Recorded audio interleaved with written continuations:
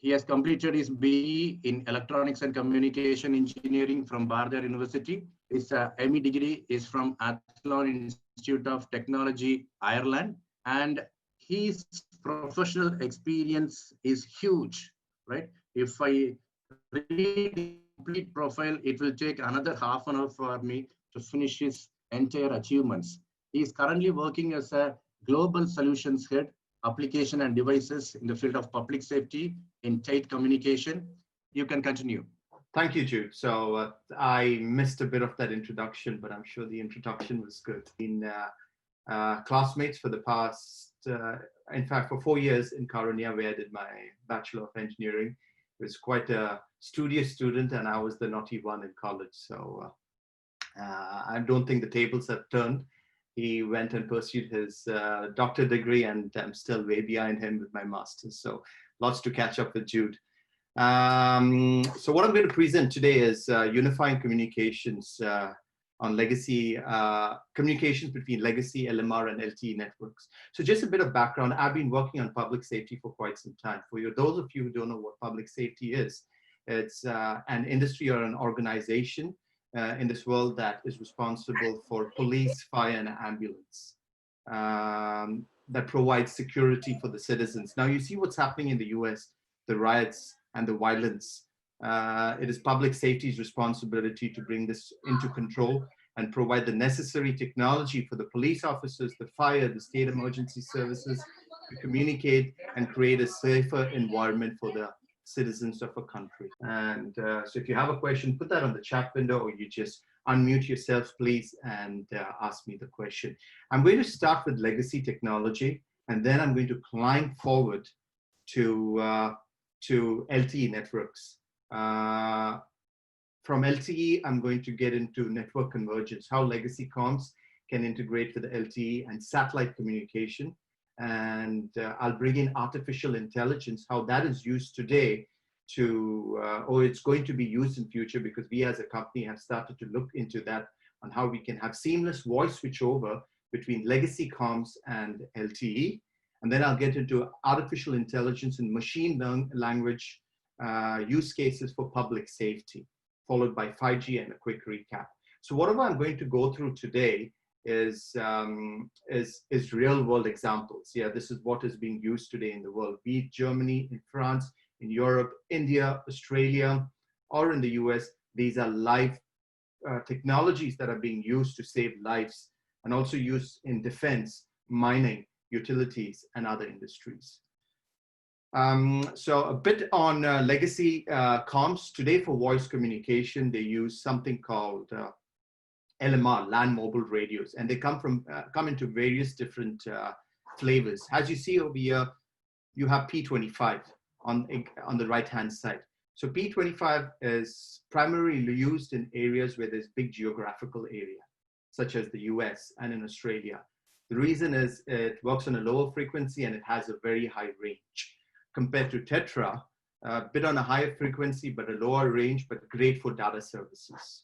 Then you have another flavor called DMR. By the way, in P25, there are different flavors. You have trunk, you have conventional. Conventional works more on analog signals. And when you start going on trunk, you get more into the digital side of communication. And the subscription users for all of this, what you see on the screen, is around 45 million users today. And it's expected to decline, they say, to 43 million users by the end of 2020. So what I show you today is what the police officers are using in the field, even in India. So each of these technologies that you see over here work on their own proprietary protocols. So Tetra on the left-hand side that I spoke about is basically, it was developed by an organization called European Telecommunications Standard Institute, ETSI. And it's based on TDMA, time division multiple access communication. It works on a spacing of around 25 kilohertz, if I'm not mistaken, and there are around 114 countries, primarily in Europe, using it. It has a data transmission rate of around 11 kilobits per second. So it's not like your 5G or your LTE network where you can download and upload megabytes of data. This is very low end data, because in public safety, in ambulance, fire, and other emergency, even in defense, primary need is voice. Then comes data and the rest of the stuff like AI, ML, video surveillance, etc., which I'll be going through later on. It's going to be quite an interesting presentation as we go later on in the slide deck, because that's where we are going to start getting into the latest and the greatest technology in emergency management. So I jumped into Tetra, and I told you Tetra works on a frequency range of around 380 to 430 megahertz, 380 to 430 megahertz. Yeah, so it's being used primarily in Europe. P25, I spoke about it. I said it comes in 3 flavors: conventional and trunked. So trunked is phase 1 and phase 2. And that also has a data rate of around 7.8 to 10 kilobits per second, and used in areas that have bigger geographical area. DMR is another flavor, works on TDMA with a 6.25 kilohertz channel spacing. Data rate 7.2 to 10 kilobits per second. So these are legacy radios that are being used today by police officers, mining, utilities, real examples of what they use for voice comms. But the challenge they have today is when they use this legacy systems, they have limited data capabilities. In the previous slide, I spoke about TDMA, FDMA, and the data rates that it's used. You can't do video, you can't do pictures. So if there's an incident, you want to take a picture and you want to upload it, you can't do that. So it has limited data capabilities. Because it has limited data capabilities, public safety agencies like this police woman that you see over here, and also the utilities personnel that you see on top, are not able to really function very well. So they rely on LTE. Now you may have a question, well, why is he talking about legacy voice comms? Why don't they just jump on LTE networks, long-term evolution, which now is very soon going to be 5G. And that's where you have Internet of Things, AI, ML coming into play. The reason that's not being done is because for the past 60 to 70 years, they have been investing on legacy systems. And with legacy systems, there's been upgrade from analog, which was conventional, to digital, phased 1, TDMA, FDMA, and TDMA, and then FDMA. So they started to work on these legacy systems, but improvement year on year on year on. So it's been millions of dollars of investment over here. So no one's going to invest millions of dollars and then say, we're going to remove it and get into LTE. And moreover, remember, these technologies that I just spoke about, they have a very long range. So you can have base stations installed in small areas, very little in terms of installation, and get a better, bigger coverage. But the challenge with it is, if you're looking to build voice comms for a bigger region like Tamil Nadu, for example, or Chennai, or Coimbatore, or here in Australia, it is a challenge because you need to invest a lot of money to create a new system. And every 7 to 10 years, there's an upgrade cycle where you need to replace the base stations and the handhelds. So there's a significant capital investment. And moreover, today, there's a great use of increased mobile apps. For example, if there's an accident between 2 cars and you want to send information such as location information of the accident and information of the picture of the person who met with an accident, you can't use land mobile radios. And therefore, there is more and more need now to jump into private LTE networks. If not private, LTE networks. So like I said, guys, it's quite interesting, especially when you know what police, mining utilities are doing behind the back. We tend to take it for granted. When we meet with an accident, we just call 000 911 and the police officer bang comes over. But the technology involved to actually dispatch a police car, an ambulance, is mind-blowing. And now with surveillance, with deep fakes, deep learning plus fakes, and the use of AI ML algorithms to make things automated and provide safety and security to a country and a nation is phenomenal. And that's basically what lots of organizations are working towards. Broadband for mission critical. This slide basically talks about the advantages of broadband. It grow by 38.4% on an annual basis until 2025. And therefore, slowly replacing existing P25 terrestrial trunk radios is going to happen. But it's not going to be a big bang replacement. There is going to be a replacement where you're going to have both of these communication networks working together. And utilities, mining, defense departments in countries, public safety such as police, fire, and ambulance are looking towards LTE because they know that they can integrate their control room applications very easily with mobile applications that are on a tablet or simply on your, smartphones. Database lookups gets to be very easy. When you stop a person and you want to get their license number and find out if they have any criminal history, you can't do that on an LMR network. You can't punch in their license number and expect to get results such as pictures, historical criminal records on an LMR network where you don't have that bandwidth. So LTE comes into play. And that's why you use LTE for database lookups for vehicle as well as person database lookups, real-time video. And I used to work for Siemens and deployed a project in Dubai Police where there was a need to have all the CCTV cameras in a country integrated to a main command and control center, and also send video streams from camera sitting inside a police car to a central command and control center. And believe me, this is not science fiction. This is actually happening today. And in fact, it's gone a step ahead by using facial recognitions within edge computing inside the cars. But I'm talking about 10 years ago, they were doing this. They were actually they were having cameras around their police cars, and they were streaming data, storing data, not streaming, but storing data inside the vehicle, which would then be uploaded when you would take it to a central control center. And nowadays, real-time video is becoming necessary. A good example would be a firefighter. A firefighter gets called to put off the fire in an area, and he needs real-time video to understand if there's a CCTV camera to understand the situation inside a fire room. Location and mapping. Every police officer, every ambulance car, every fire cars are tracked on a GIS map. For those of you who don't know what's GIS, it's called Geographical Information Systems, such as your Google Maps or your Bing Maps or your OpenStream Maps. So you can locate, if you have a latitude and longitude, X1, Y1 coordinates, you can locate that on your GIS map. Group comms. So you don't have one-to-one, but you have one-to-many. And you can use that using push-to-talk applications, which I'll be discussing later. And monitoring. And this is happening here in Australia, in the United States as well. If you have a person put in an ambulance and you want to send bio-vital information to the hospital before the patient is taken to the hospital, you can do that using sensors in the car and using the LTE network to stream that sensor information to the medical offices in the hospital. So these are some of the advantages of broadband LTE network for mission critical communications. I'll just give you an example. This is a video of our partner company, Nokia. When lives, security, and the environment are at stake, you must prepare for anything and everything by rehearsing. And that's just what we did using this scenario. The pressure in a gas pipe suddenly drops.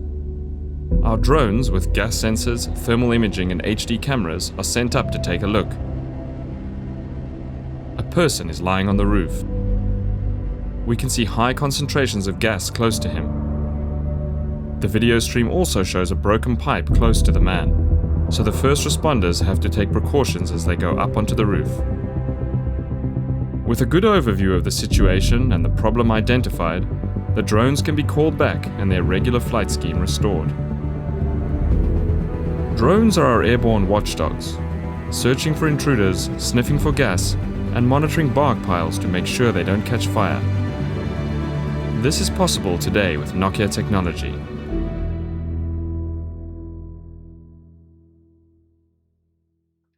All right, so the world is connected today and no one can argue about it. It is a connected world and there's great technology and advancement in wireless communications. You know, in the past few years itself, we have seen massive changes in the way we communicate. Zoom is an example. We have around 74 participants today watching this presentation. By the way, it's not a deep fake presentation. I am where I am, so it's really me. But you know, communication has changed the way we operate today, and also it's happening in industries. This is a very good example in mines, where you have mine tracking, vehicle tracking, edge computing and analytics that is being done inside the mine vehicle. You have autonomous mining vehicles with security cameras, with environmental sensors, with automated guidance systems. All of these need to be automated in the field. And how you do that? So these automatic mine trucks are using nothing else but AI-driven algorithms to basically drive on a path in a mine truck, go and park where then, you know, minerals are deposited on the truck and it goes back to a center where it can offload these minerals. And all of this done today on LTE, but it's getting now into 5G. Because with 5G, you have the low latency as well as the required bandwidth to also do IoT and video camera feeds. So it's not only limited, 5G and LTE is not limited in control centers, but it is also quite useful in mining operations like you see over here. I won't spend much of time on this. I usually put these slides when I go and give presentations in Comms Connect and IWC around the world, where I talk about predictions and disruptions. So artificial intelligence and machine learning is going to play a very, very important role tomorrow in self-driving cars. And we can also see that today with Tesla and other companies that are coming with self-driving cars, where they're using image processing, facial recognition, accident collision detection systems, and personalized delivery. Tomorrow you can order pizza. In fact, it's happening today. The only challenge you don't get pizza delivered today on a drone is because you have lots of legal things that need to be arranged with the government. But otherwise, the technology is available. You can order pizza and Domino's is ready to come and deliver that pizza on your doorstep. Better healthcare services. You're having smart watches that can detect your blood pressure. And if the blood pressure goes high, it triggers an alarm that goes to a control center. The control center sends it to an EMS, emergency medical management system, that then dispatches an emergency car, an ambulance, to come and rescue you from a potential heart attack.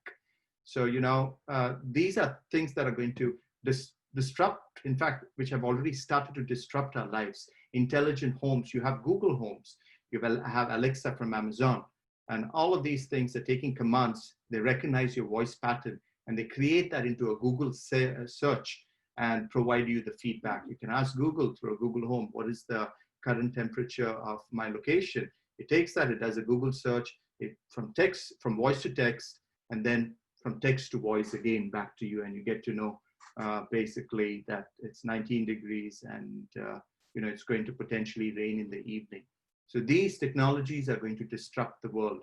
And if we are not ready to embrace this technology, then we become extinct. And we have seen that with companies such as Kodak. They were a technology company that dominated the photographic film industry market during the 20th century. And there was an engineer by name Steve Sasson, if I'm not mistaken. And he was a brilliant Kodak engineer. He actually invented the first digital camera.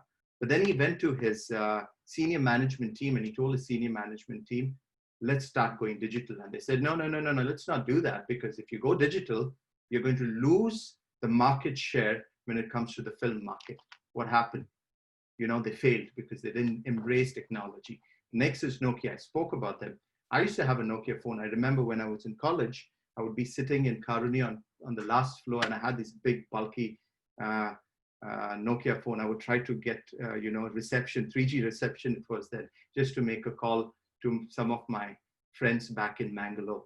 And it was a good phone. I would not charge it for a few weeks, but the charge would still be there. But they failed to recognize that with companies like Apple and Samsung, everything started to go software and there was less importance to hardware. And so they didn't grasp that and they lost the market share. And then we have MySpace. MySpace started before Facebook. I don't know if many of you know that. Mark Zuckerberg actually went to MySpace and he said, I'll sell it to you for $75 million. But then CEO, Chris DeWolf, if I'm not mistaken, he said, no, I don't want you guys. I have MySpace anyways. But then eventually FB grew, Facebook grew, and today it's the biggest social media platform. Obviously, it does have competition, but it's one of the big social media platforms where you can go and voice your opinion and get to know the latest things happening around the world. And then you have, RIM, Research in Motion, BlackBerry. I was a user of BlackBerry in my first job. but they fail to recognize that it's all about software, about providing better user experience. And like Stewart Brand, the writer and entrepreneur, says, once a new technology rolls over, if you're not part of a steamroller, you're part of the road. And that's exactly what's going to happen in public safety, mining, utilities. If they don't embrace artificial intelligence and machine learning in their day-to-day operation, they're just it's going to be a disaster from the way they do their operations today. And it's an example also for technology companies. They are slowly realizing that this is the future and this is where we need to head. Obviously, there are ethical AI and non-ethical AIs, like, you can have deep fakes, which I have a presentation slide later on what is deep fake and how it can be used to tamper with, the economical situation, also how it's a danger for public safety. Yes, but these things can be addressed, just like we have solutions for cybersecurity today. So quickly, I spoke about LMR, I spoke about LTE. So now we have two networks. We have legacy networks and we have a high-speed data network. So we have two networks that need to now come together. We have the LMR network, which is low bandwidth, but high value and great coverage. And it's been here, it's been working for the past 50 years. It's been providing the required resources for crises like during cyclones and bushfires. I spoke about it, that it has a fantastic coverage in areas where you don't have LTE coverage, low bandwidth, low frequency, but huge capex. On the other hand, we have a high-speed capacity network, high capacity network, which is LTE. So now we are having two networks. How do we manage these two networks? How do we have voice interoperability using these two networks? How we do switch over using artificial intelligence and machine learning on these two networks? The reason convergence is very important, because if you go to a mining customer, or if you go to a utilities customer like electricity and water, who are users of LMR today, and tell them, listen, use LTE, for your voice, use LTE. They'll say, sorry, but we have invested around $150 million and we need to have a return of investment. And we are only ready to replace it when it comes to end of life, and we have done our ROI, return of investment. So you provide us a converged solution, in the sense, if someone is on a radio and someone's using this fancy listen handset, and they do a voice comms on their LTE, you should be able to hear voice on a radio. And that is convergence. That is getting the voice bridged. How do you do that? So, so now you have a dual speed dilemma. And this is just an example of industries who need this network convergence. You have transportation, who are users. Yeah. Sorry, was there a question? No, continue, Sohan. Sure, okay. There's a question over here. I can answer this later on. Happy about the technology, at the same time worried, also thinking of youngsters to use in a positive way and not in a negative aspect, because of smartwatch, many faculty could have experienced a bad time. I think that's a good question. And I mean, how much can you control youngsters? They have to realize at the end of the day that yes, you can use technology for good or for bad. But my kids use a lot of technology today. They have iPads. In fact, my son also does a bit of programming when he has time. But what I do is I don't try to restrict it from him completely. There is a time that I set for my child. And I also use methods of eliminating things that are not required. For example, unwanted and unnecessary YouTube videos that make a child's mind, taken into a negative aspect. So I try to use technology to prevent him from overusing technology. So even with AI and ML, you can do that. And also with the latest technology, you can use technology to prevent them from overusing it in a negative way. But you can do as much as you can, but without proper education in the house itself, by telling them what is bad and what is good and enforcing it day in and day and night, you will never see the results, because you can tell them, they can still go and do something with their friends. So it's just a matter of reinforcing, I believe, regularly about what is good and what is bad. I hope that answered your question. And I don't know how it works with faculty, but when I did my engineering in Caronia and I did my master's in software engineering in Athlone in Ireland, it was very clear. No cell phones, no laptops.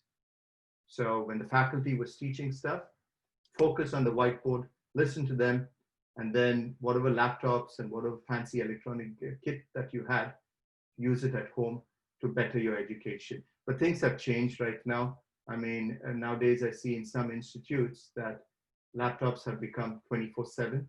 So you start with it, you end with it. And in fact, since you brought this up, I'll tell you what I did for the University of Technology in Sydney. They approached my former company and I was responsible to go over there where they said, we don't want to restrict kids from using technology only at home. We want to enable technology when we teach as faculties. So we are promoting BYOD, bring your own device, but we want to restrict them from watching unnecessary stuff, doing unnecessary things during lectures. So can you provide us a solution? Can you provide us a solution on, so we had to go and tell them, you need the MDM, mobile device management system. So every time they get into the campus, they get connected to the campus Wi-Fi.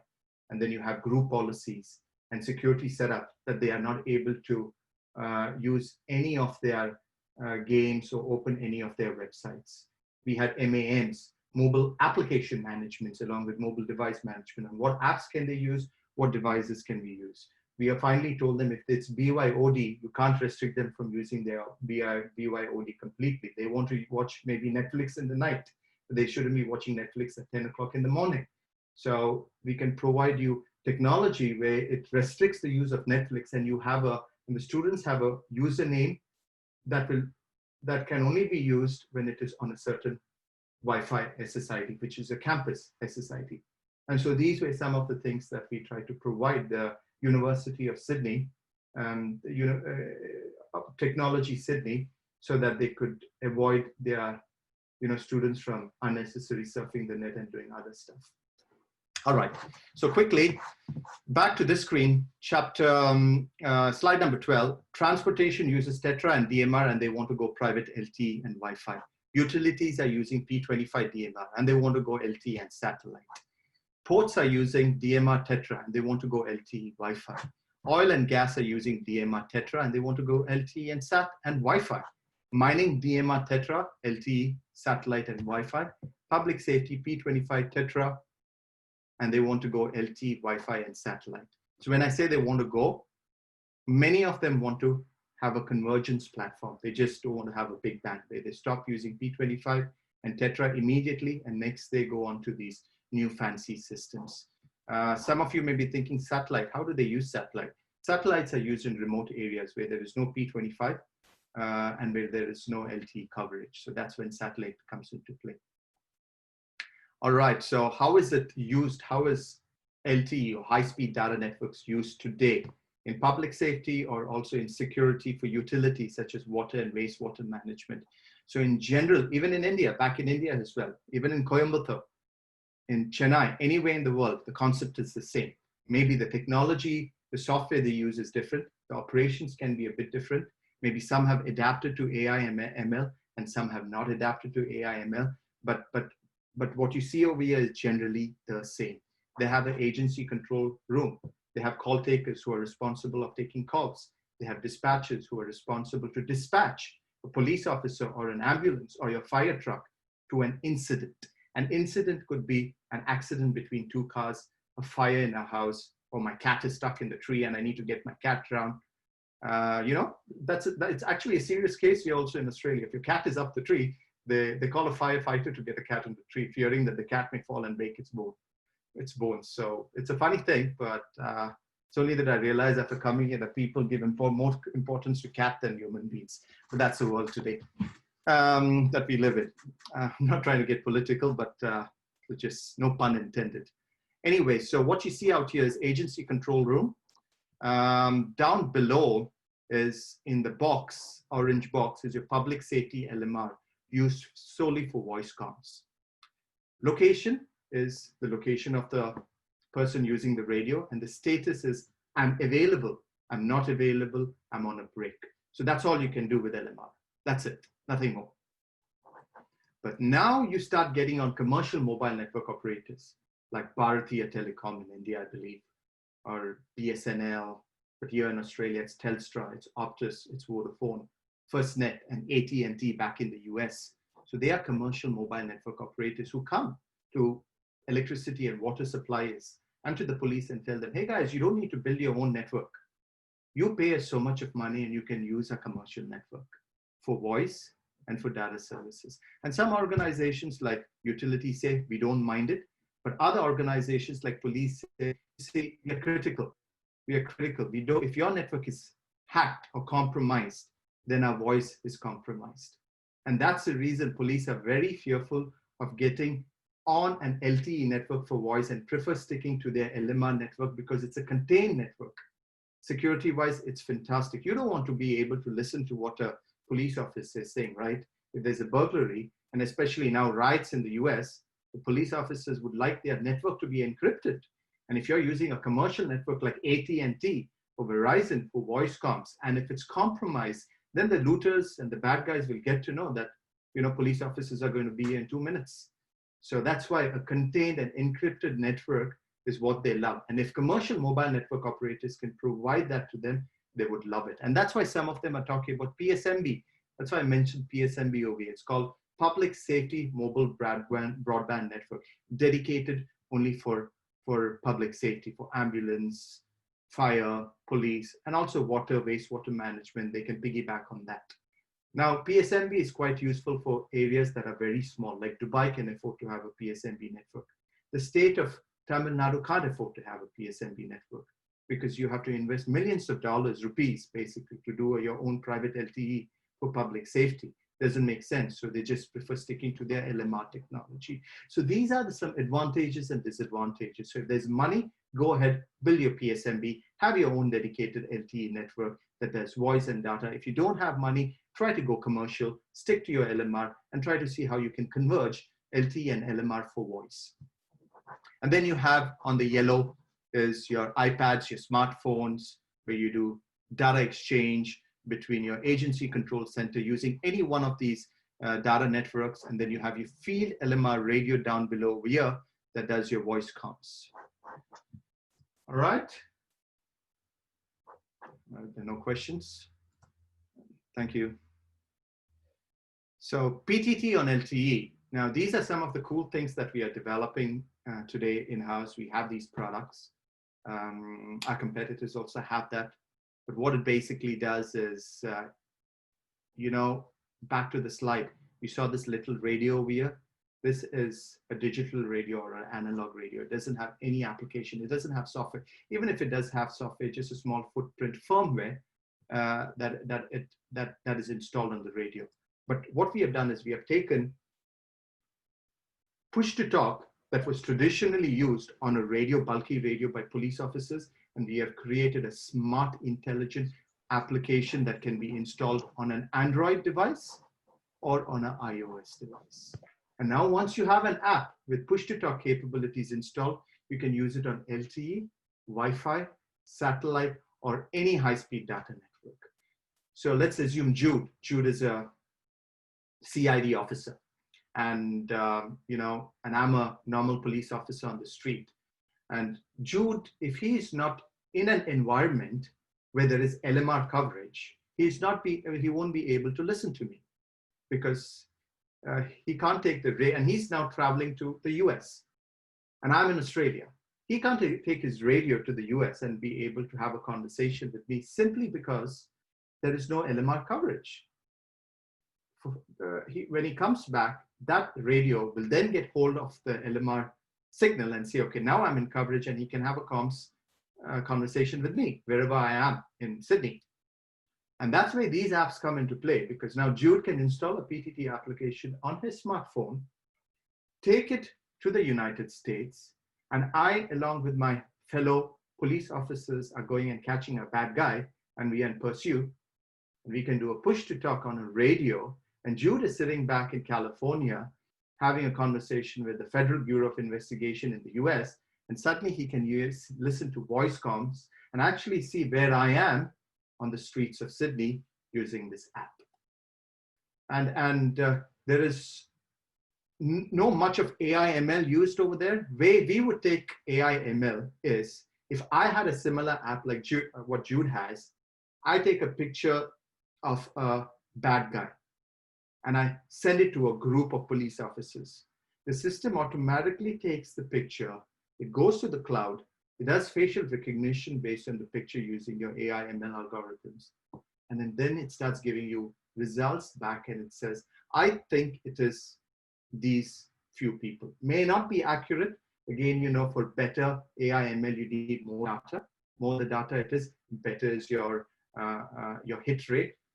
Lesser data, lesser is the hit rate. So it'll give you a bunch of pictures as an option with the information about that person, and then you can decide who it is. Another example of how we can use AI ML over here is, I'm a police officer and I see a bomb over there. I'm not sure if it's a bomb. And I take a picture and I said, I'm not sure of what this device is. And I send it. I can use algorithms which can get back and say, I think it is a bag that has potential chemical weapons in it. Again, it's where you start, you know, using AI in real world scenarios. But in general, yes, having voice interoperability between a push-to-talk app and an LMR, you really don't need AI. I'll tell you how you use AI when you do auto-bearer switchover. Auto-bearer switchover is when you start jumping from legacy LMR to LTE, to Wi-Fi, to SATCOMs, and to other communications. All right. Quickly on this, there are multiple ways to deploy your PTT applications. One is basic over the top. So if one of you has an Amazon account, cloud account, Azure or AWS or a Google Cloud, you come to me, I give you the installation file, you create an installation file on the server, download the app, and you can form a small group in Karunya. In fact, what I can do with you, Jude, is provide you a push-to-talk application so that your faculty and your students can play around and get the feeling of how it works. So that is basic over the top. Integration to nothing. A simple server, push-to-talk, couple of clients communicating with one another. Mission critical push-to-talk is quite different from a basic PTT app. Over here, you're now using a PTT server to integrate into your LTE core, EPC. Here's your Evolve Packet Core. You're using something called an RX interface to now talk to the PTT server, thereby providing quality of service. So when you talk to police officers, they love this technology, but they say, we need MCPTT. When you go to mining, or if you go to utilities, they say, we don't want MCPTT. It's because R is not really a mission critical environment, but we want to have comms on a PTT app. Give us a basic over-the-top PTT. So depending on the customers and depending on the market segment, you can either go with a basic OTT and MCPTT. So there are two ways to deploy a push-to-talk application. That's basically what this slide is trying to convey to you. This is MCPTT services over LTE. I covered this already in the previous slide. So if this is your MCPTT group communication service, all the way over here, this integrates to your EPC using something called an RX interface. And then you have your eNode B. eNode Bs are your radio access networks where you have small cells, so you have your LTE radio cells sitting on big towers. And then you can have client applications put over here and communicate with one another. So yeah, let's just move on. Now, before I get into how AI and ML is used for voice interoperability, I think it's very important to show you how voice interworking is done today.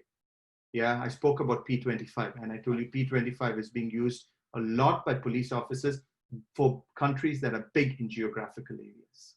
Now, if you take a P25 network, you have P25 radios.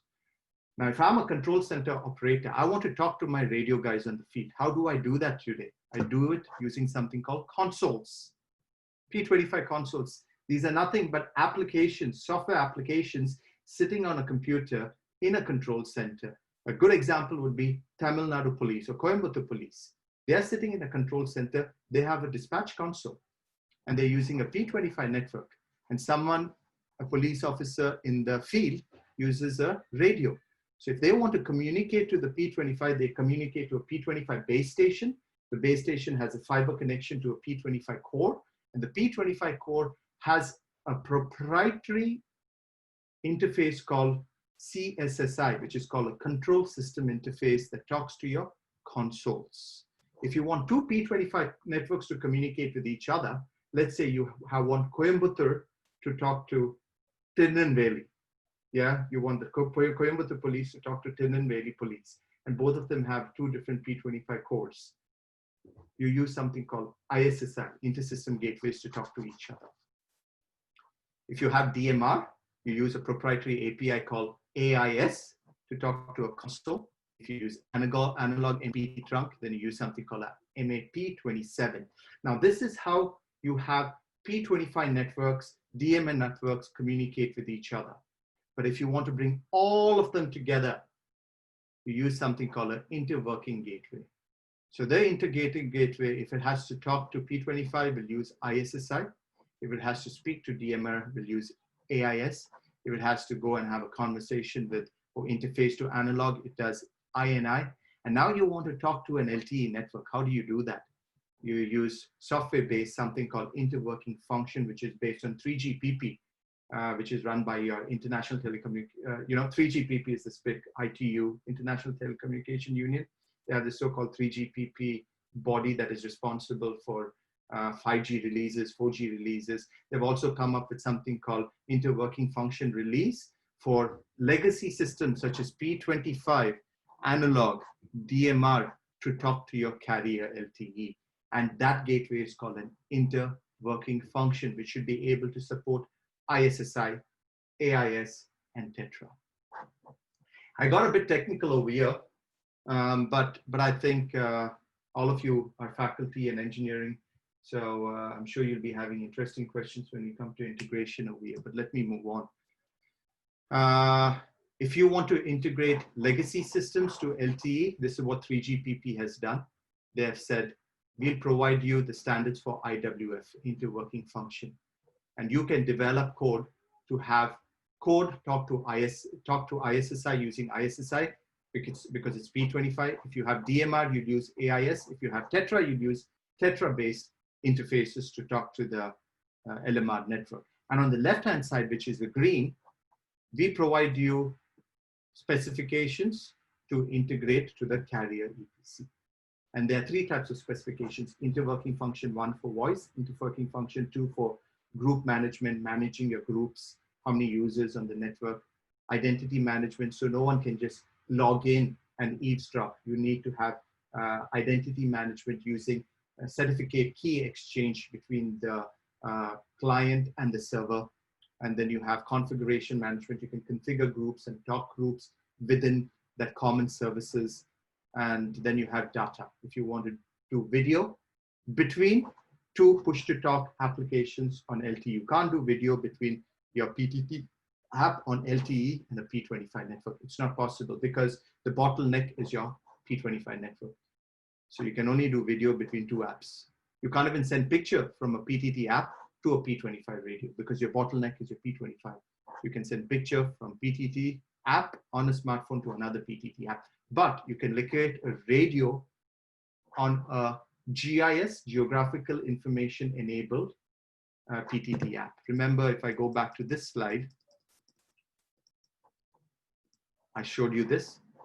This is GIS. So what you see over here, these locations are nothing else. They could be incident location, or they could be location of a police officer. So if you have a police officer, just hypothetically, just as an example, using a radio, and let's assume that radio is indicated with a red icon on a map, then you can superimpose his location on a PTT app using GIS over here. And the green could be DMR, for example. So yeah, so these integration level you can do today between your legacy networks and your LMR. All right, so let's get a bit into edge computing. I think this would be a bit of an interesting. Oh, I have just one thing. I don't know why do I have these green and yellow stuff over here, but I'll leave it. I don't want to disturb my screen, so I'll just leave it as it is. I must have done some bit of whiteboarding. That's why I have these red lines and a yellow line over here. But if it's not disturbing you guys, I'll just move on. Edge computing. this is the technology that is slowly picking up in public safety. Not only in public safety, in mining, and also in utilities and other sectors of the industry. So what is ES? So ES, like Gartner defines, is a part of a distributed computing topology in which information processing is located at the edge, where things and people produce or consume that information. So you have information now being processed at the edge. Legacy, what we used to do, we would get data, send the data to cloud, process the data in cloud, give a response back into the edge.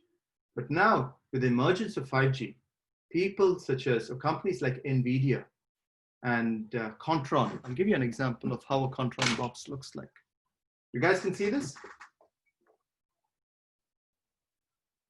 So this is not Contron, but this is a Citronus box. So it has two LTE antennas over here, which is also dual mode. It can be also used for Wi-Fi. And then it has two LAN ports over here. And this can be used as an edge computer. So you could have a 5G chipset inside. You can install Ubuntu or Linux or even Microsoft and have some level of AI ML algorithms running over here on the edge. And you can do processing of the data at the edge rather than streaming it out into cloud, process it into cloud and get it back. It doesn't happen anymore. So things are starting to get mostly done at the edge. Just a quick example. Let me make use of the whiteboard. Okay, so traditionally you'll have, boy, that doesn't work. All right. I think my whiteboard's playing with me today. Yeah, I think this should work. Sorry. Here you go. So traditionally, Sohan, are you trying to show something? Yeah, I am. Actually, we could see only your screen. Now you can't see anything? No, it is your screen which says what is edge computing. Correct. But do you see my video camera? I'm drawing something on the whiteboard.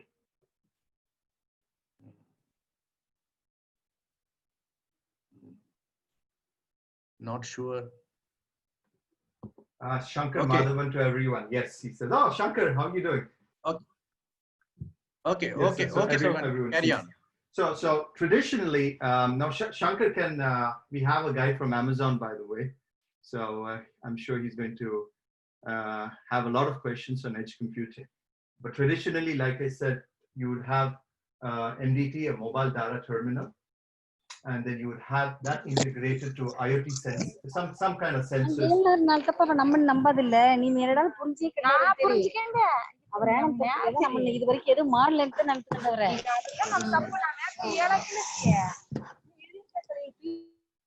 All right, I just muted that person, so that's okay. So you'd have data coming into a mobile data terminal. You'd potentially have Wi-Fi connection. You could potentially have SAT. You could have another LTE. So you stream that data out into cloud. And let's say, for Shankar's sake, let's use Amazon Web Service. So we create an EC2 instance on that. And we start processing data and respond to that MDT. And then the MDT takes a actionable step. But now with edge computing, we're trying to avoid sending things on AWS or the Googles or the Microsoft, because I believe, if I'm not mistaken, Amazon charges for every time data comes in and maybe also every time data goes out. So there's this ingress charge that they do. So if you're now working on video and you're putting video on Amazon, they're going to charge you monthly for your EC2 instance and whatever service that you use over there. So the best thing, what we are trying to advise the police guys, the fire guys, and we say, all this is great, yeah, but if you can manage to do edge computing at the edge, for example, if you're getting a video feed and then you have a missing child and you want to look at that missing child and you're driving in a car, for example, and you can send the missing child from headquarters on your laptop on the mobile data terminal. And now you're driving on the car. You have cameras and the camera spots the missing child. and immediately alerts the police officer in the car, rather than streaming information back onto Amazon, processing the data in Amazon, and responding to the MDT. You have latency issues, depending on where you are. But if you can use facial recognition algorithms and do a bit of image processing inside the MDT, now you solve the problem of latency, and you can immediately do things more at the edge rather than relying on the backend network. And so that basically is what edge computing is all about. Yeah. And that's just one use case that I give you for what is being used today in police environments. Can also be applied in minings, in utilities such as water and wastewater, fire, etc. So this slide basically talks about what is being used today in vehicles. So you have LTE for data. You have another device for location. You have, another device to store data. I spoke about LMR, legacy systems. So you have a radio. Then you have satellite, for example, to communicate with your Inmarsat satellite. And then you have a small little Wi-Fi hotspot. And then you result with something like this. Lots of cables, a lot of networking, poor planning, difficult to manage, difficult to upgrade. And that's where, technology companies like us are trying to bring all of this together, converge it into one simple platform. So where we say Wi-Fi, get that into that hardware unit. SATCOM, get it into that hardware unit. LTE, get it into that hardware unit. You want processing power, get it into that hardware unit. It'll also give you AI, ML capabilities, which you can do within your MDT rather than going on Amazon and getting that done. Not that I'm saying you can't, you have to disregard Amazon. It's just that trying to do more things on the edge rather than going and doing it at the cloud. So we're trying to bring all of this together, converging voice and data onto a single platform and giving one solution to the customers. And that is what the industry is asking today. I go speaking to customers regularly, police, fire, mining, and they're like, company X has given us Wi-Fi, company B is giving us radio, company C is giving us SATCOMs, company D is doing us LMR. And now we have this power requirements inside the vehicle. The cabling is a mess. There is no space in the boot of the car. I mean, it's going crazy. We have Mr. Smith working on LMR, Mr. Jack working on satellite. We have Lily working on Bluetooth. So we need one solution. Help us out here. And so that's why organizations are thinking to come with a converged concept to our customers. And when we come with this converged concept to the customers, then you start talking about how do you switch between LTE. And when there's no LTE, how do you switch to LMR? When there's no LMR, how do you switch to satellite? When there's no satellite, how do you switch to Wi-Fi? Can AI ML solve this problem? And the answer is yes, it can. And that's where I'm basically getting to. So we take something that looks as dirty, has this little box here, and we bring a converged application platform. And the good thing is this application platform, or this unit, whatever you want to call it, has legacy and also high-speed data capabilities. All right, so I won't get into this slide. So it basically talks exactly what I just said before. I've covered this. And yeah, just getting a bit more into detail. So this would be a vehicle. And in that vehicle, you're using the so-called converged platform that does location using GPS. OBD is data that you get from your vehicle, such as speed, direction, fuel information, etc. And then you have bearers, such as your long 4G, which is LTE, DMR, legacy systems, Wi-Fi, Bluetooth.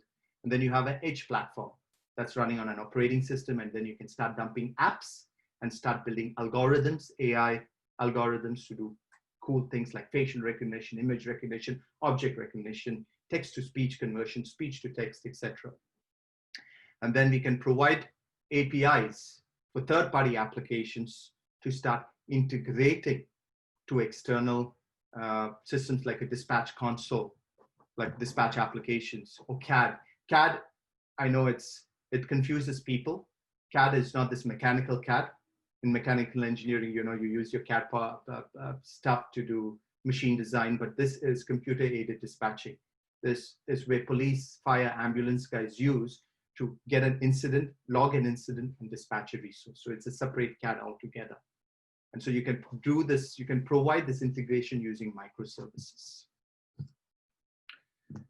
I thought I'll put this slide because this is something that the industry is working on today, is SATCOMs. So it gets a bit detailed into the technical design. So I spoke about a unified communication platform that integrates to an edge computing platform, and together it's called a unified communications platform. But the TM9400 is a legacy LMR device. So that, and a TP9400 is a TATE portable, a TATE LMR portable. NSW is a New South Wales GRN government radio network that is today live here in Sydney. So all police officers in Sydney, all over New South Wales, all fire, all ambulance are using the government radio network for comms. If that radio network fails, there is no communication whatsoever for public safety. So you can come and attack the country if that GRN network fails. It's that critical. So I thought I'll put this slide just to give you an example of how satellite is integrated. I spoke about CSSI a couple of slides ago. I said, if you want to talk to a legacy system, you use CSSI, a console interface. But now when you bring in satellite comms, you can have an Ethernet connection. I know when I draw diagrams, I usually are very funny with my diagrams. I'm all over the place, but I'll try to be as neat as possible. So you could have the so-called edge computing platform over here and have an Ethernet interface to a satellite modem. And that satellite modem can talk to your low orbit satellite, such as, I think Inmarsat is low orbit, if I'm not mistaken. I may be wrong there, but let's assume that it's talking to Inmarsat. And so if you want to send data from your edge computing platform, you can go satellite to Inmarsat. You have a downlink, and that downlink basically goes to your satellite receiver, wherever it is. And then that can integrate to a control center. And if you want to have voice comms, that is what I've shown over here on the screen. You can have a gateway that integrates it to a legacy system. So someone on satellite having a conversation and wants to now have a downlink on a P25 legacy system can do that using an ISSI gateway at the back end. So this is how satellite integrates. All right, yeah. So this is this unified communication platform that I just spoke about. It contains two layers, data integration layer and a voice gateway. Data integration is for your location, status, it's purely for data. A voice gateway is for voice integration. And so you have an edge platform down below and the UCC platform. Now the edge platform, even though I call it unified, and it has all these pieces of technology bundled into one hardware platform, but the UCC platform is something that sits on a cloud layer. It can be in the edge, or it can be in Amazon, for example, that does data or voice gateway integration, or on your private cloud. So I'll talk about it a bit later. So now we are coming into the interesting part of AI ML. And now I hope I've been clear all this while. I spoke about legacy technology, and I told you how people use voice for legacy today. Industries are still using it today, and they're not going to get away from legacy systems for the next 10 years. Their legacy systems have been functioning for the past 60 years, and during major disasters such as cyclones, hurricanes, terrorist attacks, bomb threats, legacy voice comms have done a fantastic job. And unless and until LTE or 5G can show that it is resilient, reliable, scalable, and provides the coverage, no public safety agencies are going to jump onto such a network. So now, if they don't jump, we need to now converge these two platforms. Why do we converge the platform? We converge the platform because when we don't have LMR coverage, we jump on LTE. When there's no LTE coverage, we jump on satellite. And that's one advantage of converging these multiple networks using network gateways, or if you want to switch automatically, use AI/ML. So there are multiple ways of actually switching between the networks. Let's say the police officer is driving on the street, and he's right now on an area where there is LMR coverage, P25 and DMR. He loses connection, and he sees an accident over there, or he sees two people fighting, or he sees a terrorist guy trying to blow a hotel up.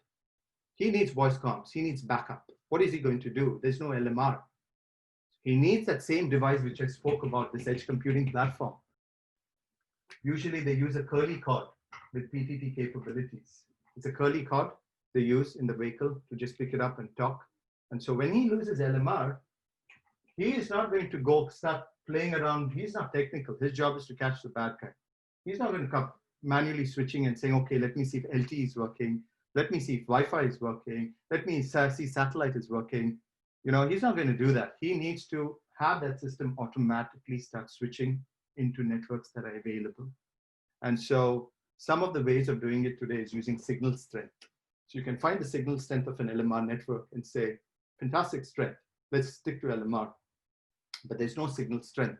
I'm going to look at the next available signal strength, LTE. I'll jump onto LTE. I don't see signal strength in LTE, but I have Wi-Fi, and the edge computer has plugged into a SSID, a state police SSID. So I'll use Wi-Fi. And now I'm in an area where there's no LMR, LTE, Wi-Fi. What do? I jump into satellite, all automated, without the individual even pressing a button on the device to change between the different bearer networks. The other one way of doing it is using Geofence. So what you could do is, if this is a geographical area, and if you have coverage here, coverage 1, coverage 2, coverage 3, coverage 4, you have no coverage here, you have no coverage here. You can basically start looking at the geofence, and you can say, I am over here, X1, Y1, latitude, longitude, and I'm part of this geofence. And this geofence has LMR coverage. So I'll be on LMR. But this geofence has no LMR coverage, but has LTE coverage, so I'm going to be on LTE. So it's geofencing, using the concept called geofencing. But if you use the combination of auto, signal strength, and geofencing, you get a real good system that switches between networks. And remember, police officers, when they take the handset and they want to call for backup, or when fire guys want to call for backup, or when ambulance is treating a patient who's landing up with a heart attack, they call for backup. They expect the network to work. They don't care whether you're on LMR, they don't care if you're on LTE, or they don't care if you're on satellite. The system has to work. And so companies like us and our competitors are working on technology to provide the seamless voice interoperability, a voice switch over from one network to another. What I spoke before was using gateways for switching. Yeah, but one is gateway to convert the voice packets from digital to analog, from P25 format, because P25 uses a different audio codec compared to what LTE uses. LTE is very SIP, uses a lot of session initiation protocol basically to do your voice, whereas P25 has its own audio codec. So when you're taking an SIP on a TCP protocol and trying to now convert it into a P25 proprietary, let's say audio codec, you need some kind of system to do that conversion. And those were gateways, which I already referred to. But here what I'm talking is switching of voice at the edge using artificial intelligence and machine learning. So I thought I'd just give one slide on what AI/ML is. And if I get anything wrong on what AI/ML is, don't hold me accountable for it, because we do have, I'm sure, professors like Jude who know much more about AI/ML than me. But in general, we have today the buzzword artificial intelligence, and it's getting very popular these days in many different industries. So what exactly is this? So AI is basically any intelligence demonstrated by a machine that leads it to an optimal or suboptimal solution given a problem. In other words, AI is the simulation of human intelligence by computers. So you could, in general, say, let me write an if and then statement. I'm just talking about basic, simple AI. Let me write an if and then statement. And let me keep writing if and end statements in my program. And then this so-called if and end statement, which is a weak AI, I can start creating rules engine across that if and end statement. And this becomes a weak AI, yes, but that's basically what it is. You create, you're making the computer start to provide that intelligence for a given problem. But artificial machine learning is nothing else but a subset of AI that gives the computers the ability to learn without being explicitly programmed. So basically, all machine learning is considered to be artificial intelligence, but not all AI counts to be machine learning. So one of the most important MI usage I see is speech recognition, spotting humans on traffic signs, self-driving cars, using AI ML for auto-bearer switching, which I will show you how that is done later on. And within AI, within machine learning, you're now starting to talk about how do you make these machines learn? What are these algorithms? So you get more into the supervised machine learning algorithm, which is basically task-driven. You just need to guide the machine to perform a certain task, and you give it a data set, just like a teacher, So the data set acts as a teacher, and its role is basically to train the machine. Once the machine gets properly trained, it can start making predictions or decisions when new data comes. So, supervised machine learning searches for patterns with the value labels which are assigned to a data set. For example, you can take an image of a cat, images of a cat, dog, orange, and you can feed it into machine and train it. And the machine must identify the same. Just like, if you take a human child tomorrow and you show him a cat, and when he sees this completely different cat among others, he still identifies and says, yes, it's a cat. It could be a brown cat, it could be a, white cat, doesn't matter, but it's a cat. So the same method is employed over here for supervised machine learning, task-driven, and you need to guide the machine to perform a certain task using data sets. And the other one is, and I guess there are some algorithms that are being used today for this, linear regression, decision tree, logistic regression algorithms, and its application is image recognition, for example. Then we go into unsupervised machine learning. And over here it is data-driven. So the model learns through observation and identifies structures in the data. For example, what can I say? I see one example of unsupervised machine learning is bank transactions, unusual transactions in the bank. So you're equipping the model with the data structure. And once the model is equipped with that data set, it automatically identifies patterns and relationship in the data set by creating clusters in it. And basically it requires to describe its, a complex data. So you're basically making the machine learn through a data set. So that's unsupervised learning. Examples of which I basically see is banks for unusual transactions, and these are some of the algorithms that you can use. The other one is reinforced learning. So it learns to react to an environment. So they interact with the environment and find out what could be the best outcome. So basically the machine learns through past experience and tries to capture the best possible knowledge and make accurate decisions on the feedback that it receives from its environment. Where I see this applicable is self-driving cars.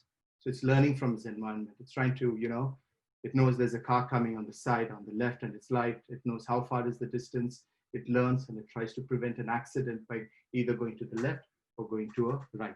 So that's more of reinforcement machine learning.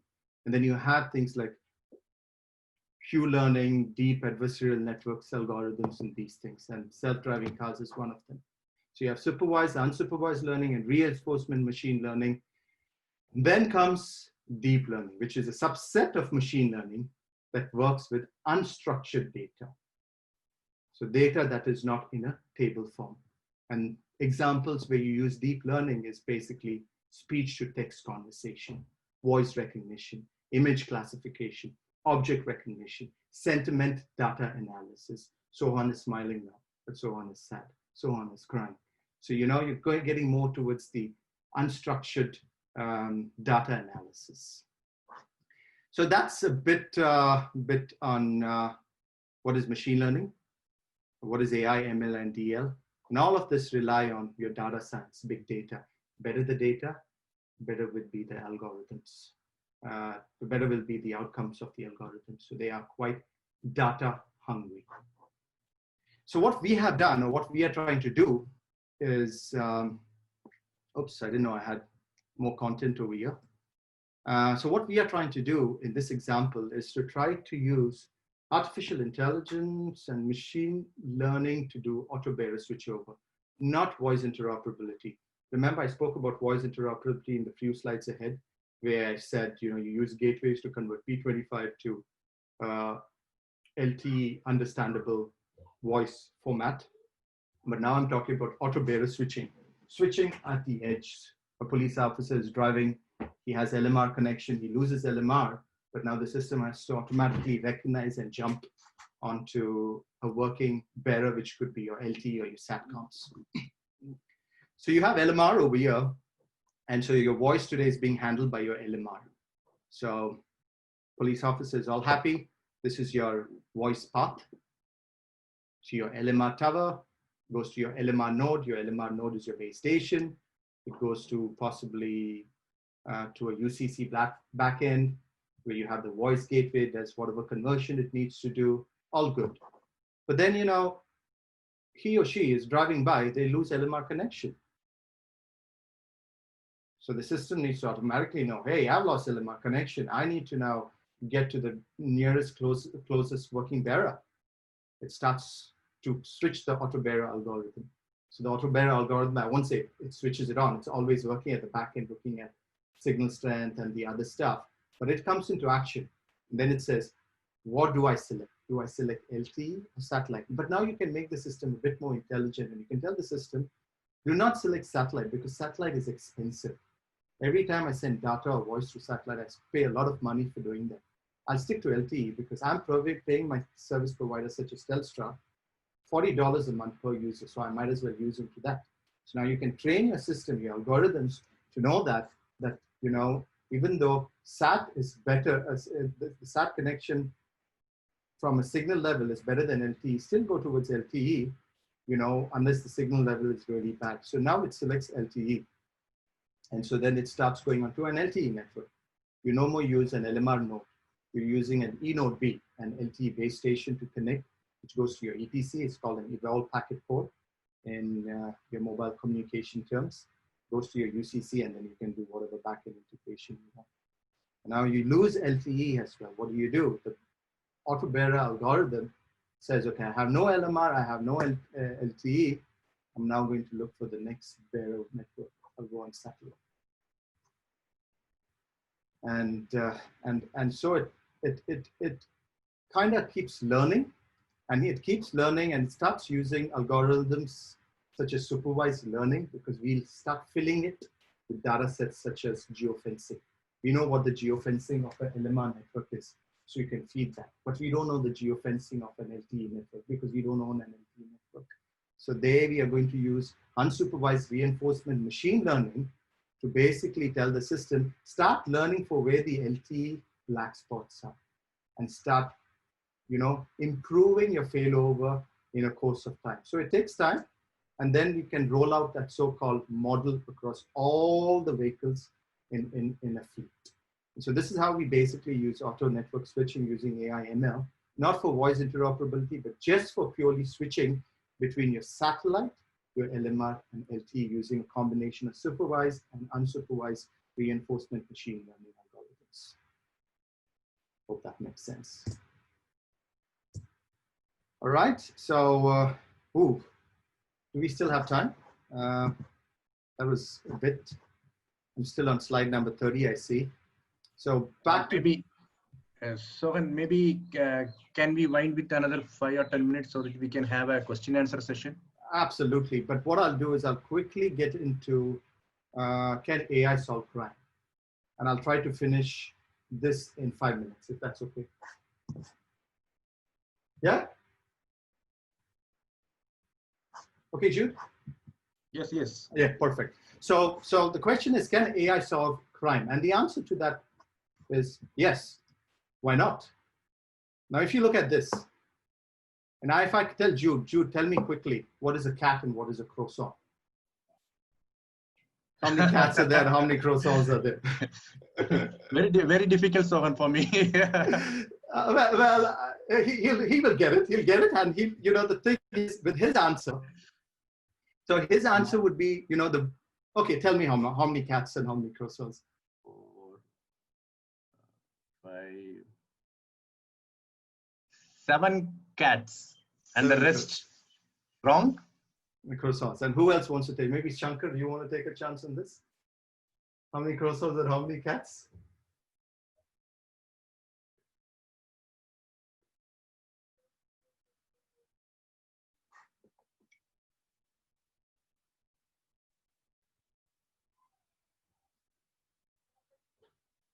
Anyways, okay, maybe, but you are right. It's around, actually it's 8 cats, the rest croissants, if I'm not mistaken.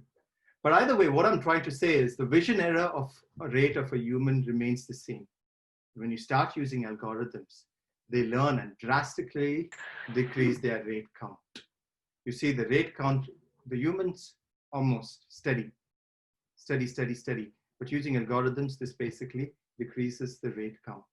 And so how they can solve for crime, for example, you could take a database, a criminal database that you have, and say that in a given area, there's always been murders. Yeah, and you can pump this information into AI, and it can predict that, okay, maybe based on the data that I've got, I believe on 21st of March at 6 o'clock, there's going to be a similar crime in that area. So these are a couple of things that you can do, for example, facial recognition. And we are starting to do that today. So police officers use a lot of facial recognition to identify criminals on the run and missing people. One is on the edge I spoke about. So if you have a missing child, you can send the picture of the missing child on the edge. And when you're driving through, you have the cameras all around your cars, and it starts taking pictures, and then it can alert when it finds the missing person in a crowd. So it's actually looking at the video feeds, not a static objects. It's actually looking at the video feed and then creating an alarm when it finds that particular person. So this is one example of using facial recognition in public safety. And AI promises greater accuracy than in humans. I'll tell you why, because if you look into a control center today, you'll have three shifts, 8-hour shifts, and they're sitting down and painstakingly looking at every video feed. And that is tiring. And many of the times they miss a lot of criminal activities. But when you have AI algorithms, these AI algorithms can detect when there is a crime. For example, if someone takes a gun and tries to shoot someone else, it detects that there's an object on that guy's hand. So it triggers the object recognition algorithm, and then it says there's a gun, and that's a Uzi or that's a AK-47. So these are some of the cool things that you can do. And then you have real-time video surveillance. So you can know where a car is parked and whether it is wrongly parked. And if it's wrongly parked, zoom into the camera, into the number plate, and automatically issue a ticket. Get to know how long it has been parked. And now you know a couple of riots in the US, plenty of riots. You're having AI-driven cameras all around the United States. Now finding the bad guys and seeing that the bad guys are going from one street to another and looting these people. And if the facial features could be identified using facial recognition, then you'll get to know who that bad person is. So you can also do object tracking or person tracking. So if you find a person who's doing something bad and you want the cameras to start tracking that person, that is another application where we kind of use this in public safety, which is possible. And we have companies doing that today. Predictive policing, I already spoke about, this is where you have in New Zealand, way on top. What's this? I don't know, the police, it's called something. I think it's called ELA or something. So if you go to a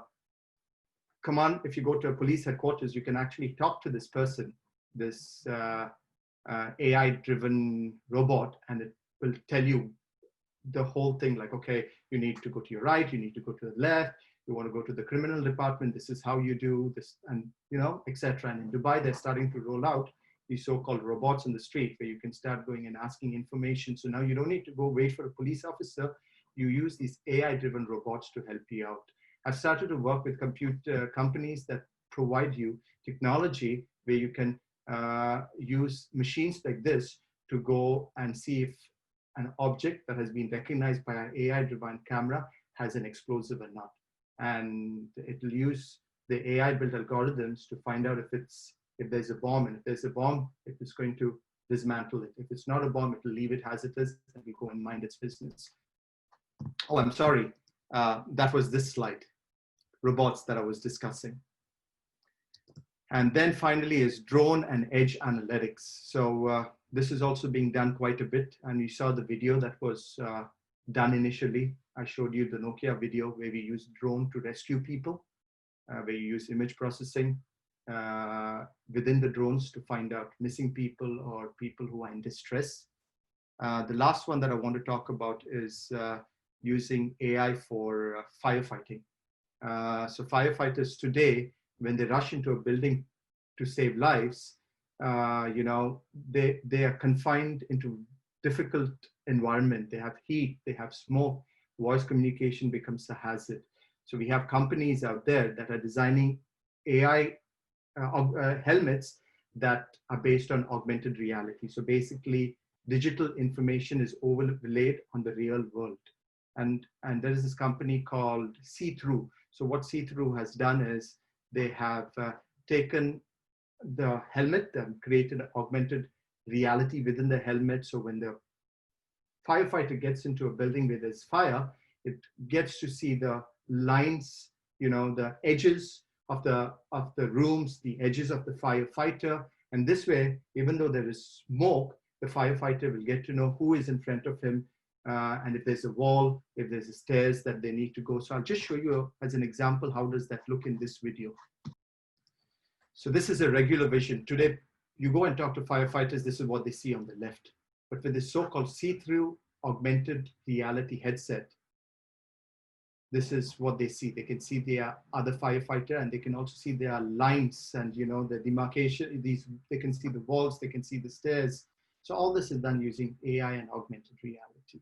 So this was a quick presentation, 1 hour 36. I can go on. I still have 20 slides, but yeah, I'll leave it as it is. I had one slide on deep fake. Maybe I'll finish with this slide. So deep fakes are, basically a next generation video audio manipulation using artificial intelligence. So there was a saying once upon a time, when you have a camera, the camera would never lie. But technology is improving so much that now you can't even trust the video. I think most of you must have seen this video done by a guy who tried to, imitate Obama. So this was the reference and this was the final result. It actually sounded like Obama speaking. So he spoke and he used artificial and ML to create a replica of Obama. And what he spoke, it was like Obama speaking. So he faked it up.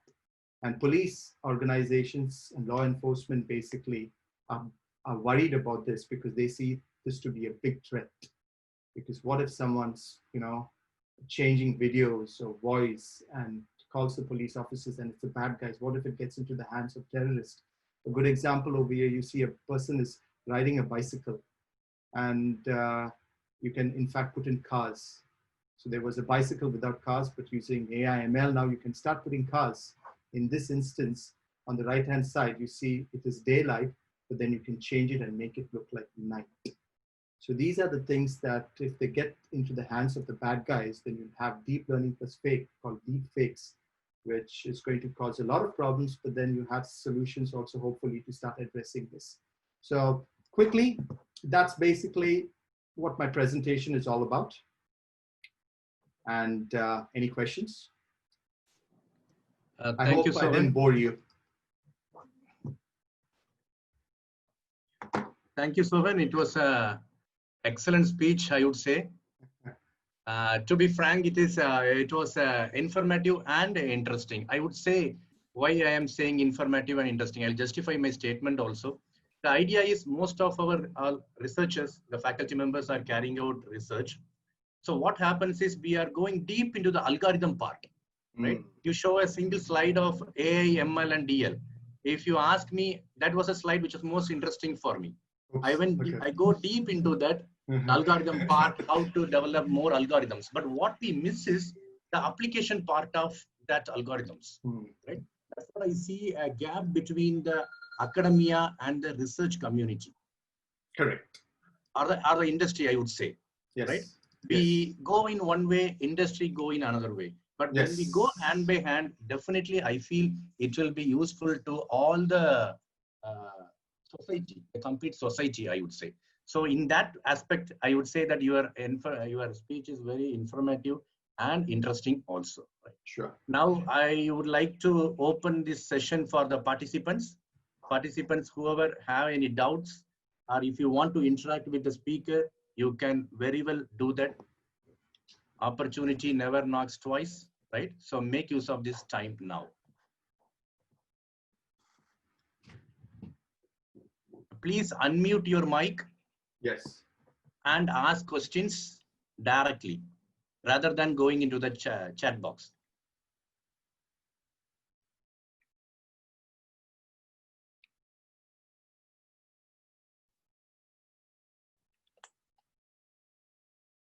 Hello, someone is there?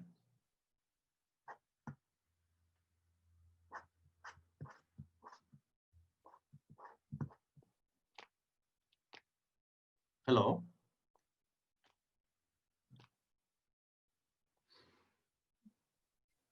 Anurag? Hello. Hello. Yeah, please. Yeah, please. There is my question. Sir have explained about the AI and that all. What about the data security? Then how different countries will it be accept? Okay. So when you talk about data security, you're referring to very much pertaining to, all right, police, any particular agency, or just in general? As both police as well as general. All right. Okay. So the data security part of it, through my experience with the agencies, especially Department of Defense, ACICI here in Australia, which is Australian Crime and Intelligence Commission, which is dealing with criminal intelligence, such as, drugs and all that. These guys are very, very careful when it comes to data. So they basically prefer to have, when they store data, when they do any processing, they try to have this done on their cloud infrastructure. And they are not very much ready yet to embrace AWS or Microsoft at Google, the DoD, and the police guys. But if you talk to the utilities and the mining, they don't mind.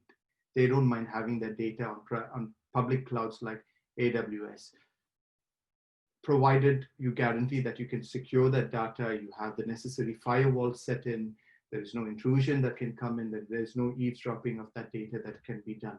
So one is data storage, is the concern usually of DoDs and public. Where do you store the data? How do you store the data? How this data is secure? And the other is data transmission.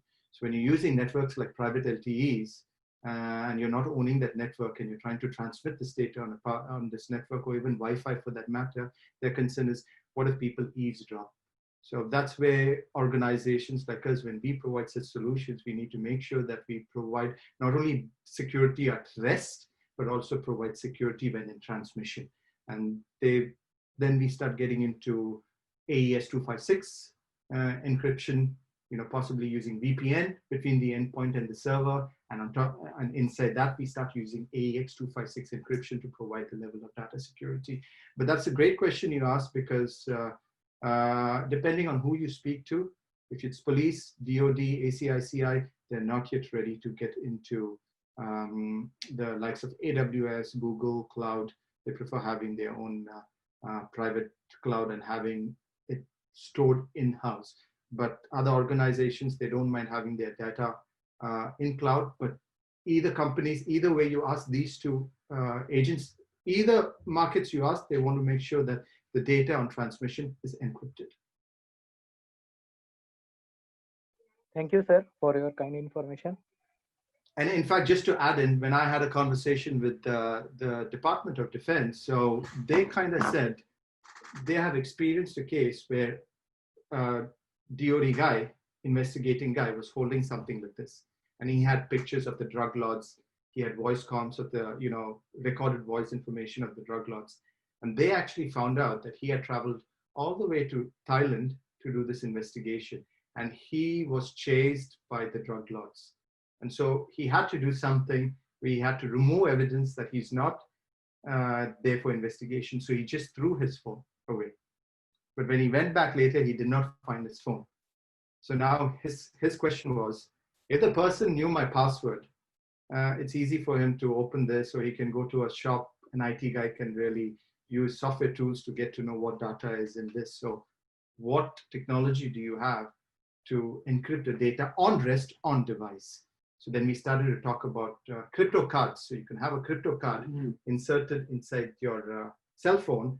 And if you have someone running after you, and you just want to throw evidence from you, you take the crypto card, remove it, throw the crypto card somewhere, throw the device somewhere, and anyone who gets a device will not be able to tamper with your phone, even using the latest software, because they don't have the crypto keys to locate the data on rest.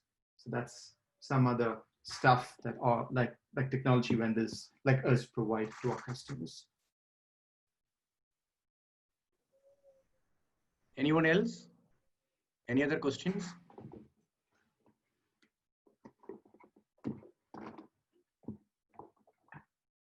And Somebody just, there?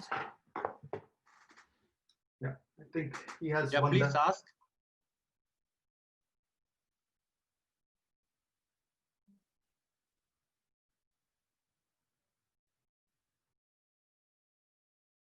Anyone else?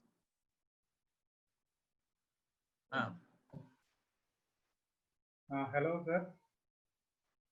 Yes. So coming to the implementation part, how do companies like Tate Communications will do a R&D or testing of their deployment? Is they do have any specific softwares or a simulation environment tools? Is it an open source, or do they go for any paid softwares? So when it comes to voice communications, we are a voice company. We've been in the market for around 50 years. And so when we do voice, we have internal tools to do testing, to do user testing, to do even black box and white box testing when you're talking from a code level. But when it comes to new applications, which we have just got into, like AI and ML, apart from the other software tools that are there in the market, we usually tend to go and have a conversation with our customers who will never implement something that is new on a live network. It never happens in public safety. If it happens, then either the person who approved that implementation was drunk, or he's just looking to get fired. So they basically provide us a small data center, a small user base for us to trial what we have developed.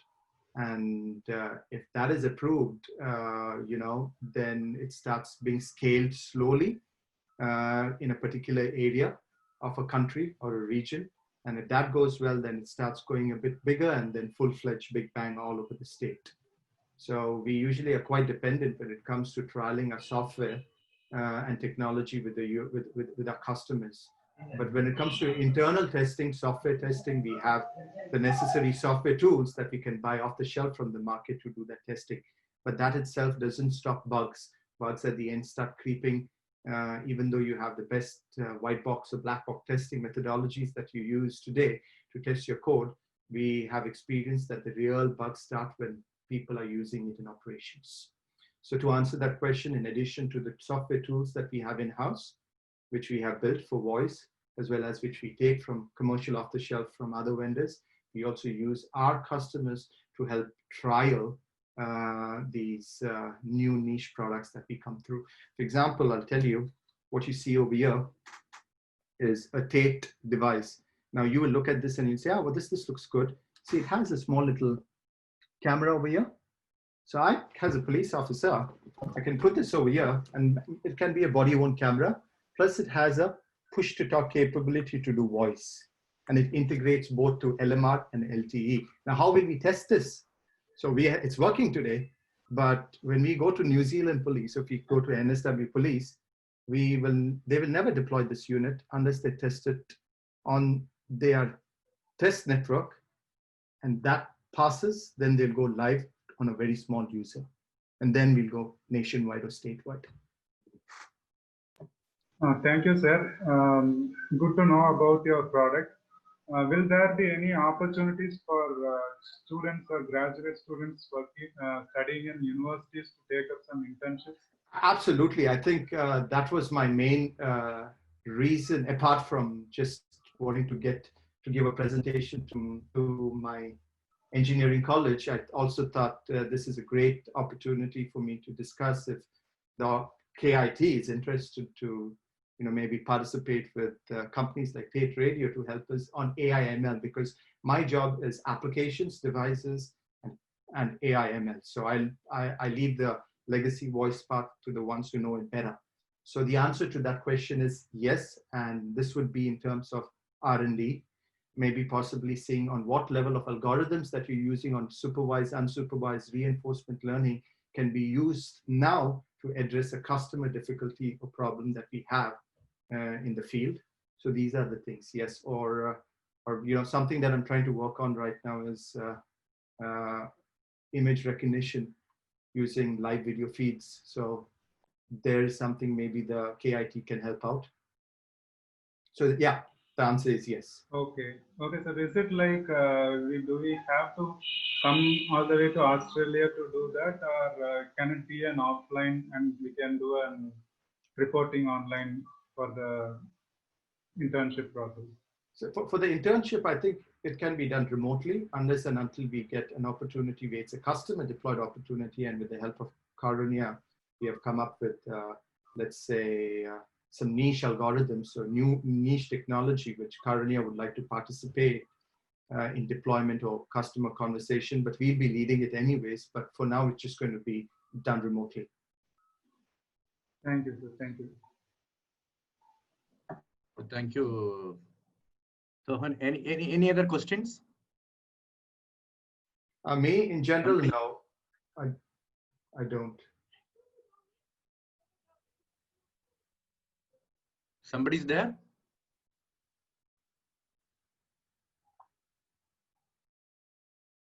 Please, you can feel free and ask questions to him, because he is full of knowledge. It's not the speaker how speaks, it is the receiver, how much information we grab. That is what the purpose of this 1.5 hours workshop or FDP. So try to make use of the time. Anyone else? I just have one. Sorry. Yes. There's just one question. I don't know if I've understood this right. I have one doubt, he says, Martin 1706, regarding when we're going for unsupervised learning in deep neural network model, then how data process inside the network.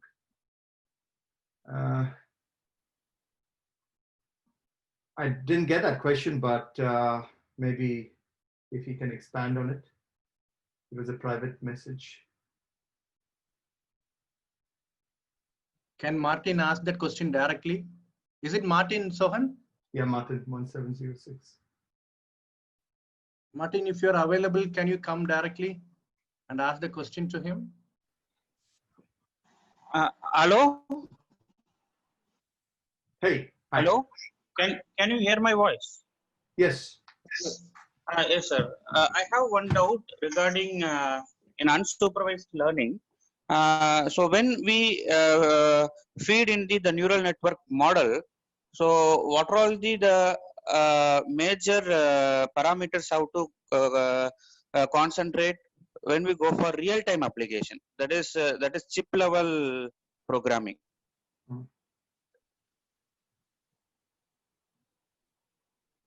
I mean, that again, that depends on, for me, that depends on that depends on basically a use case, right?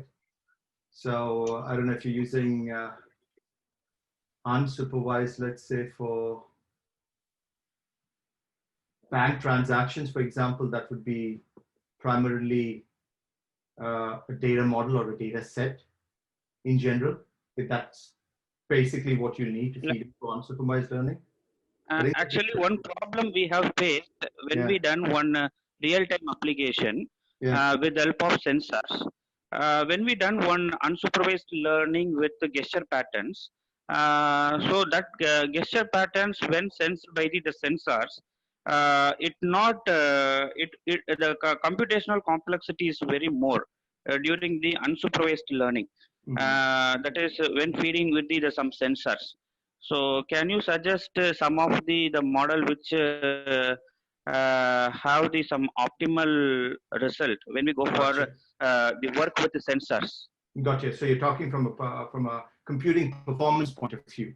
Yes, exactly. Right. Gotcha. I'll need to. I can't propose any right now, but what I could do is I could potentially take this offline, have a chat with the data scientists and the other engineers I work with, and get back to you on the potential, algorithms that is, let's say, take it when it comes to computing performance is much more lesser than the ones that you're using today. And what is the one that you're using today, if I may ask? We have used Eden Markov model approach. Okay. For that classification process. But when we done real with the help of the sensors, IR sensors, that is it have the poor recognition rate. So when the gesture pattern is given with the sensor, it is not sensing that much effectively. It it is not respond quickly. That is the problem we have attained. So we thought that it is the problem for the sensor or the classifier. We don't know. We are troubleshooting that problem. Still, we not identify where the problem it is. Whether it is in the sensor part or else in the classifier part. Sure, gotcha. I'll look into this and I'll get to you, Martin. Who do I contact? Do I contact you, Jude, for an answer to this Martin's question, or directly? Yeah, you can answer with the Jude, sir. Sure. Okay. Thank you very much, Professor. Thanks, Martin. Thanks, Martin. Anyone else? Or Sohan has given his email ID also, I guess, in the last slide. Sohan.domingo@itateRadio.com. You can always be in touch with him. More than a technical knowledge stuffed person, he's a very good human being also, because I move with him closely. He's very open-minded and always he's ready to help all the people, especially who are doing some sort of research. Sure. So you can contact him later, or Sohan, can we have your PowerPoint, or does it have any confidential information? I think I can send this. There is nothing confidential. There may be a few things I may have to read. Okay, I can share this. Yes. Okay, you can edit your PowerPoint and you can send the PowerPoint presentation to me so that I can share to the participants, because most of the participants are looking for the PPT. They say it's very informative. It will be useful for them for their research. Sure. So it will be better if you share the PPT later. Yes. I had a question about edge computing, Sohan. Yes, tell me. When we deal I work in IoT, okay, automation of greenhouse, and we have many sensors inside. And when we deal with such a huge amount of sensor data for over a period of 6 months, how do we handle it? Where do we do the reduction? Is it after you store it in the cloud, or at what point? And so when you say reduction, do you find, when you store this data, do you finally fetch this data in future? Like, do you do a search on this data? When you say data reduction, you're basically saying what I've stored, I want to reduce and view only the reduced amount, right? Yeah, yes. So I mean, well, do you do that? Where do you store it today? Is it at the edge or at the cloud? Cloud. At the cloud, yeah. So I think then I've written scripts before. I mean, this is just my personal thing that I've done, where I've actually removed the data based on certain parameters like from to, and said, okay, I've written scripts where I said, I don't want data from this period to that period, and moved it onto backup. And left it into backup. The reason I don't delete that data, because tomorrow if someone wants to do data analytics on that data, then that data is going to be very important, because if you have 1 year of data and you're not interested in 8 months of data, but just want to keep 4 months of data, and for some reason, you know, you want to do data analytics of 7 to 8 months of data, whatever you've truncated and put it in backup, you'd need it. So I would personally, I don't know how you store it on cloud, whether you're using Amazon or Google Clouds, but they do have services where you can basically truncate your database, or maybe, you know, back up that data. So backing up is basically what I would do. And delete it. Once you back up, just delete it. I'll tell you, just since you asked this question, when we were working on legacy systems for Dubai Police, and what we had done was we deployed Oracle databases, and we had clustered Oracle databases with 3 instances, and they would talk to a single data storage, you know, where we'd have the tables. And we had millions and millions of incident information, starting from kidnapping to rape to crime to burglary. And whenever they would do a search on that database, because the data had grown and grown and grown, the performance of the application became very, very weak. So the solution was to do a cleanup, do a re-indexing and a cleanup, and have data relevant of only 6 months. And then, you know, through trial and error, we saw good thing is have 6 months of data, doesn't affect the system. Anything else, we back it up. And if you want to do data analytics, you can do data analytics on that backed up system. Okay. Sure. Now we will come to the end of the session.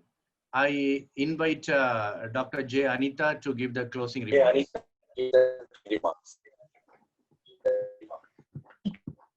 EC Department, Carnia Institute of Technology and Sciences. I thank Sohan for spending the valuable time with us. Types of artificial intelligence applications in real-time scenario amidst your busy schedule. I also thank all the participants across the globe for joining the webinar on time and being with us throughout the program. Just one instruction for the participants. Please fill the feedback form correctly with your email IDs and your names, because the certificates will be printed based on the details given in the feedback form. Okay, once again, thanks to all the participants, and support us in our future program too. Thank you. Thanks, everyone. If there are no questions, thank you. Thank you, sir.